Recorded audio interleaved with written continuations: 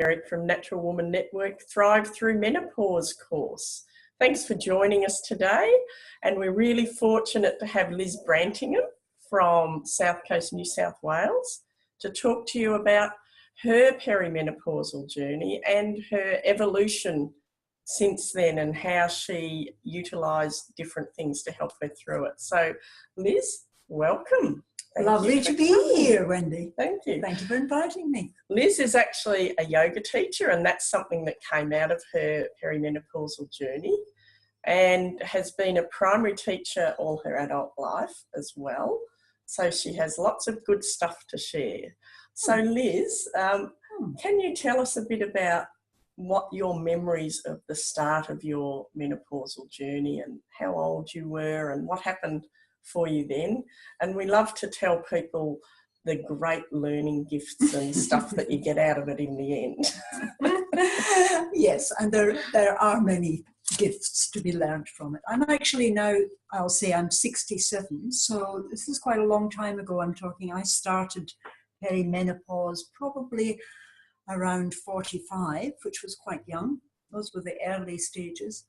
And I was one of those very difficult cases. So my menopausal period took really 10 years, which is not the norm. Probably well, it is actually. It is. It is the norm. It's quite common. Okay. Yeah. All right. This is another myth that we like to bust, that it sort of happens quickly. There's a lead up.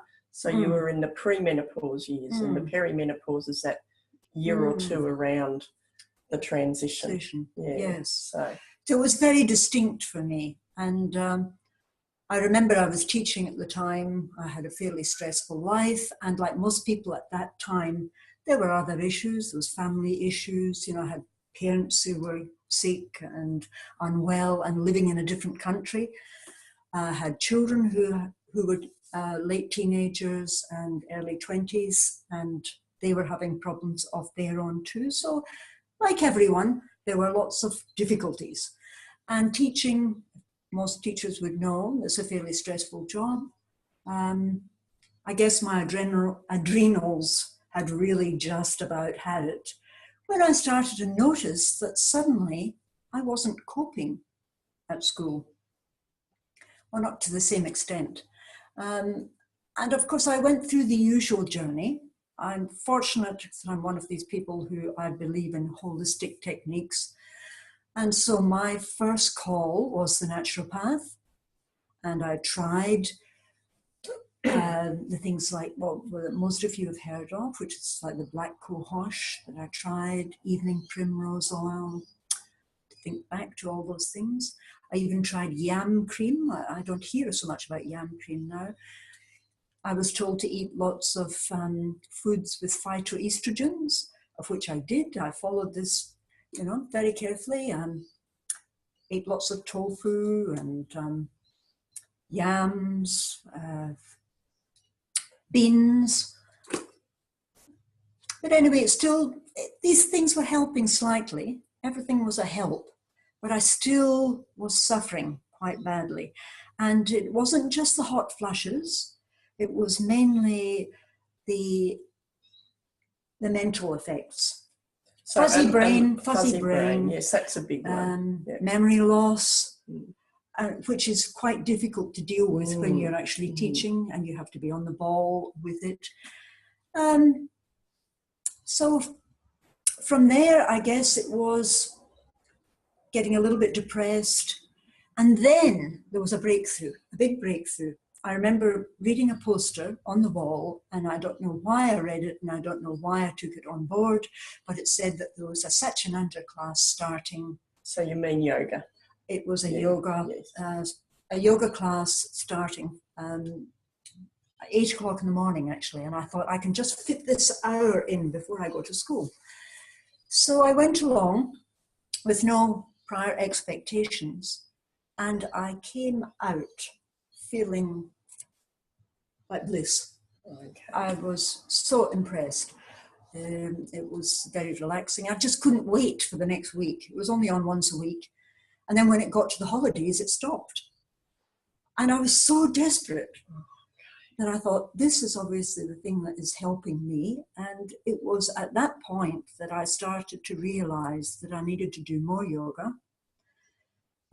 At that point in my life, my son was actually learning yoga at the same time, and he was going through a school of yoga called Yoga in Daily Life. Yes. And I decided, well, I'll try that one. Yeah. So Yoga in Daily Life, like Satchidananda Yoga, is a traditional style of yoga. So it has the 8 limbs of yoga. It's not just simply exercises. Yes. It's meditation, cleansing techniques, breathing exercises, all of which were very beneficial. And you can imagine that then going to study, which involved doing lots of workshops, weekend workshops, was very beneficial. I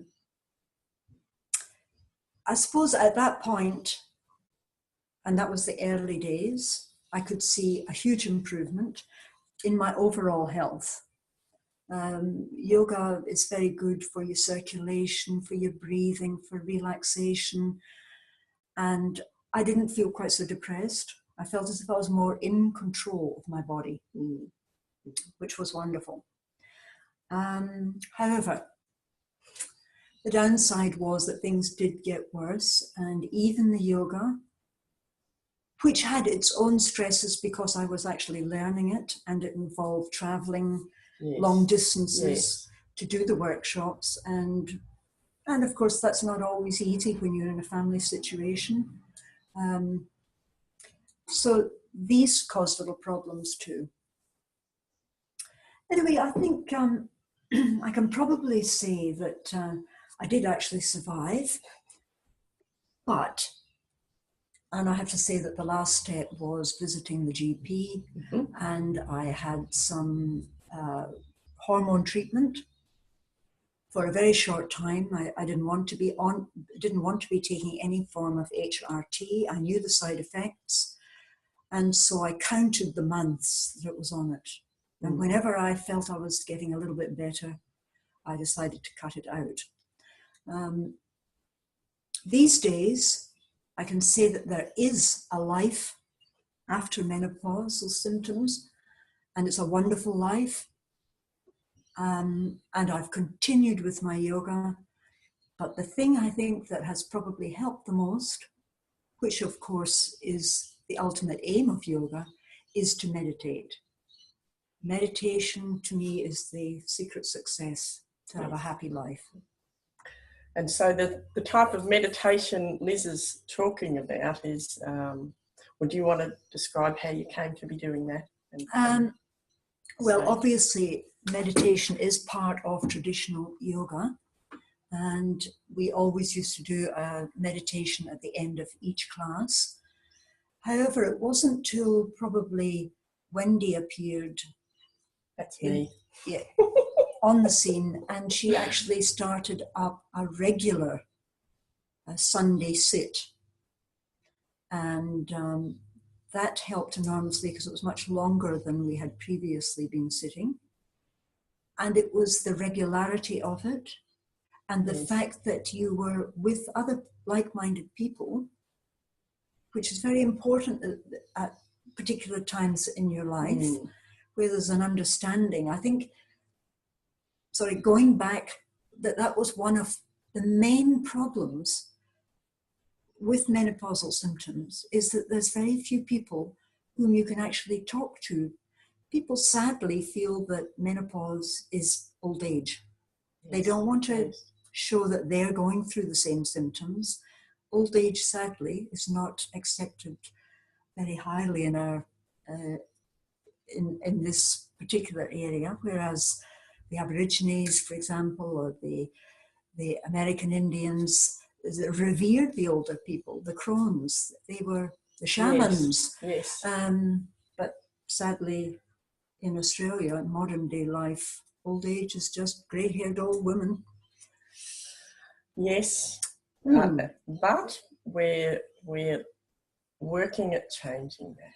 So I think something that you brought up, which is one of the aims of this program is to help women who are younger before they actually really get into the menopausal journey, understand how important it is to have your best health as you're going into that. And that's why this is for women, you know, midlife and older, not because you really noticed, and we've actually mentioned this a lot in the course, the effects of stress.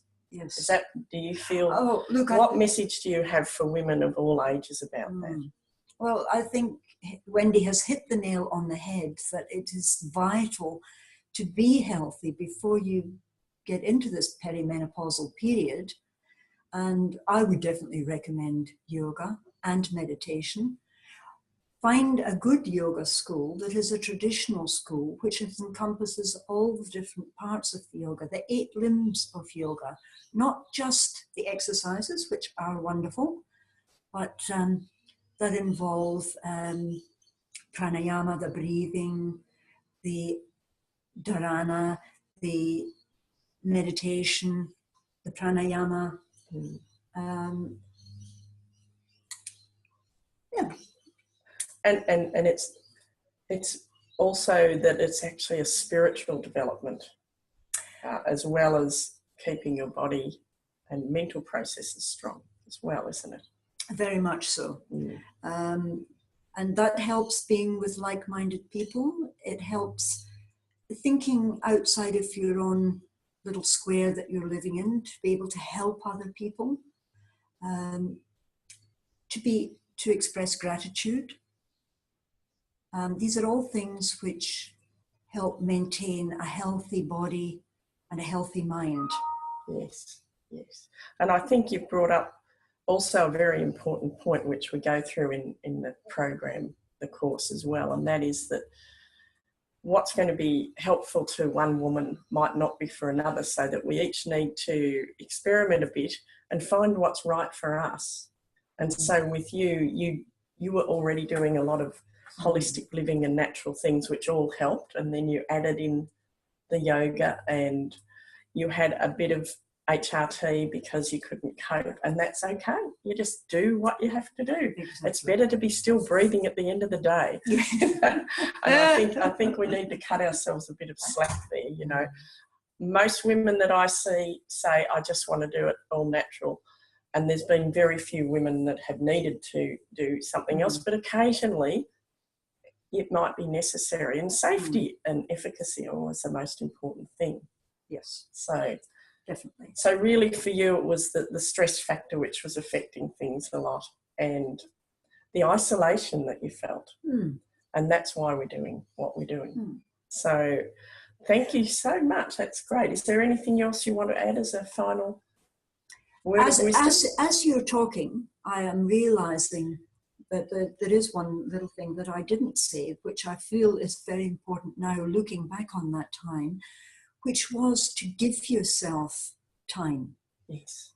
And to give yourself time to realise that it's a normal process that's going on, and not to be fighting it, but to be releasing your tensions, giving yourself time to recover, which is not an easy thing. Thank you so much for listening. Thank you, Liz. And this is Wendy Dumaresq and Liz Brantingham with the Natural Woman Network Thrive Through Menopause program. You can find out more about it from the radiantwomanbook.com website, the events page. We'll see you around. Bye. Bye.